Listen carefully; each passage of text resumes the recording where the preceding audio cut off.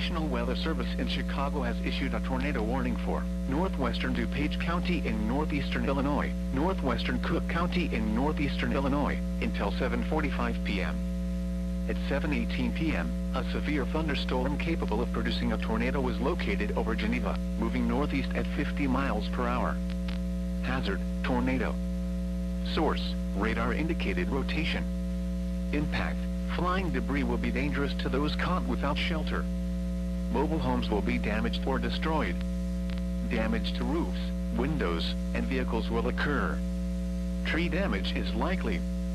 This dangerous storm will be near Schaumburg, Bartlett, Streamwood, Carroll Stream, Hanover Park, West Chicago, Roselle, Bloomingdale, Winfield, and Wayne around 7:25 p.m.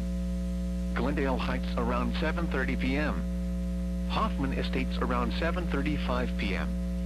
Take cover now. Move to a basement or an interior room on the lowest floor of a sturdy building. Avoid windows. If you are outdoors, in a mobile home, or in a vehicle, move to the closest substantial shelter and protect yourself from flying debris.